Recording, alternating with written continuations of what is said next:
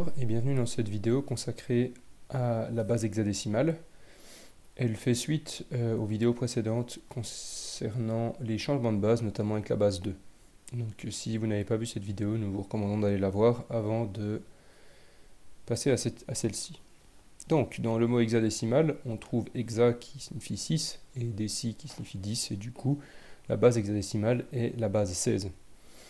Elle a une application assez importante en informatique du fait que 16 est 2 puissance 4 et du coup quand on a un ensemble de 4 bits qui correspond à 4 nombres binaires, nous pouvons les représenter avec un seul nombre en base hexadécimale. Pour comprendre l'hexadécimal, il nous faut d'abord comprendre la base 10. Donc le principe de la base 10, comme expliqué dans la vidéo précédente, consiste à écrire les nombres avec 10 symboles différents qui sont les chiffres de 0 à 9. Et puis quand on passe à un multiple de 10, on va écrire avec deux chiffres. C'est ce qui se passe ici. Quand on arrive au-delà de 9, la quantité suivante c'est 10, et donc nous arrivons à une puissance de 10 supérieure.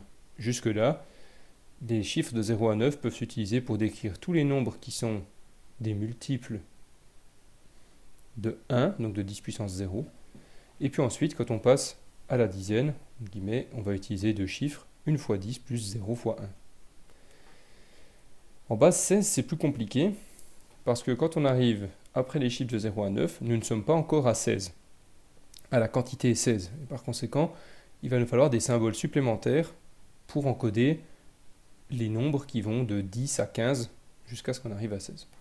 Pour le coup, les scientifiques ont pris la décision relativement pragmatique d'utiliser des symboles très courants et connus de tous, et donc on utilise l'alphabet latin standard en utilisant les lettres A, B, C, D, E et F pour encoder les 6 chiffres qui n'avaient pas d'encodage en base 10.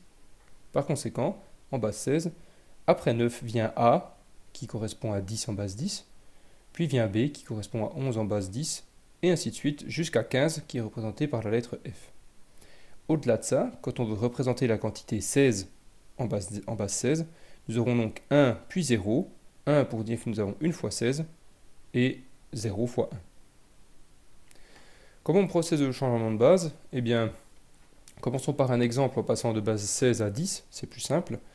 Si on a le nombre 2, 5C en base 16, ce qu'on sait, c'est que celui-ci représente les unités, donc on aura C fois 1, puis 5 fois 80, enfin 5 fois 16, et puis enfin 2 fois 16 au carré.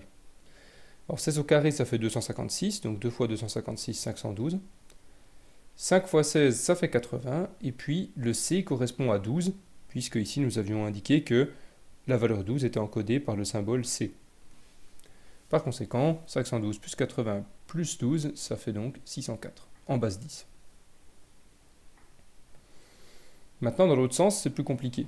Si on part de la base 10 et qu'on veut aller en base 16, il faut déjà se poser la question, est-ce que le nombre que j'ai en base 10 est plus grand ou plus petit qu'une certaine puissance de 16. À partir de quelle puissance de 16 je dois commencer à travailler? Alors ici, il est assez facile de montrer que 985 est un nombre qui est entre 16 au carré et 16 au cube. Par conséquent, le premier chiffre de ce nombre sera un chiffre correspondant à ce qui multipliera 16 au carré, comme c'était le cas ici en haut. Donc pour le coup, combien de fois on peut rentrer 16 au carré, donc 256, dans le nombre 985? On peut l'entrer 3 fois. Parce que 3 fois 256, ça fait 768, mais 4 fois 256, ça fait plus de 1000.